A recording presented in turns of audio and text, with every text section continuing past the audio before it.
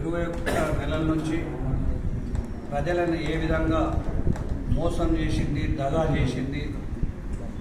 ముఖ్యంగా ఈరోజు కాళేశ్వరం ప్రాజెక్ట్ ఏదైతే లిఫ్ట్ ఇరిగేషన్ తెలంగాణ జాతిపిత కేసీఆర్ గారు వీడుబడ్డ భూములను సస్యశ్యామలం చేయాలి, సాగు భూములుగా మలచాలని కాళేశ్వరం ప్రాజెక్టు తీసుకొచ్చి 3.5 సంవత్సరాల లోపలనే దాన్ని పూర్తి చేసి చరిత్రలో, భారతదేశ చరిత్రలో ఏ ప్రభుత్వం చేయని, ఏ నాయకుడు చేయని పనిని కాళేశ్వరం ప్రాజెక్టు 3.5 సంవత్సరాల్లో పూర్తి చేసి వీడుబడ్డ అటువంటి భూములను ఇవాళ సాగు భూములుగా వచ్చి పచ్చని పొలాలుగా తీర్చిదిద్దినటువంటి నాయకుడు కేసీఆర్ గారు.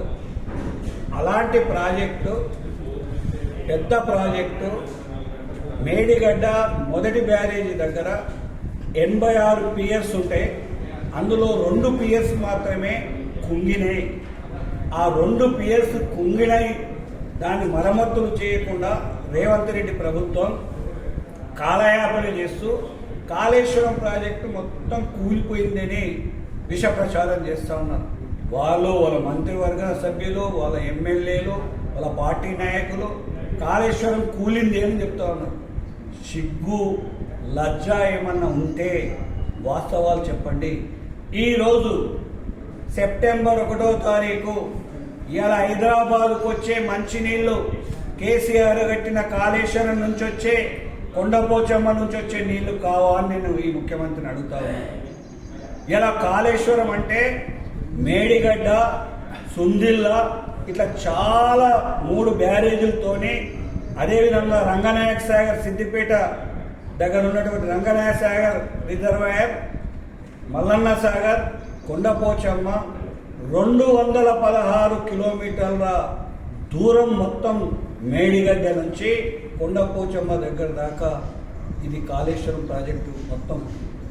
దీని మొత్తం ఒక్క మేడిగడ్డలో 2 పియర్స్ పోతే కాళేశ్వరం మొత్తం కూలిపోయింది అని అంటాను. ఇది ఎంతవరకు సమంజసం? ప్రజలను మోసం చేయడం, తెలంగాణ ప్రజానికాన్ని, రైతాంగాన్ని మోసం చేయడం, రాజకీయ లబ్ధి కోసం ప్రభుత్వం రాగానే ఏం చేసిండు? దీని మీద పీసీ ఘోష్ కమిషన్ పెట్టిండు. అది పీసీ ఘోష్ కమిషన్ కాదు, PCC commission. Congress party PCC commission. అది ఆ ఇచ్చిన రిపోర్టు మన అసెంబ్లీలో పెట్టిండు. అందులో కొండలు తవ్వి ఎలుకను పట్టినట్టు అందులో ఏం తేలకపోతే అదే రోజు హరీష్ రావు బ్రహ్మాండంగా ప్రతి విషయాన్ని స్పష్టంగా చెప్తే మాట్లాడే అవకాశం కూడా ఇవ్వలేడు.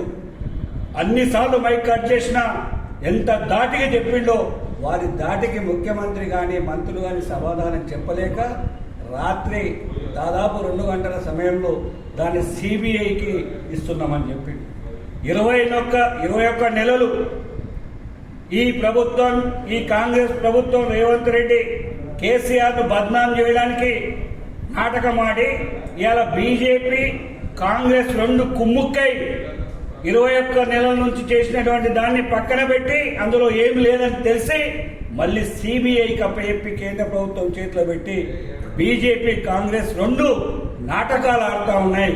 కలిసిపోయి కేసీఆర్ని ఇబ్బంది పెట్టాలా, తెలంగాణ జాతిపితను ఇబ్బంది పెట్టాలని ఈ కార్యక్రమం తీసుకున్నారు.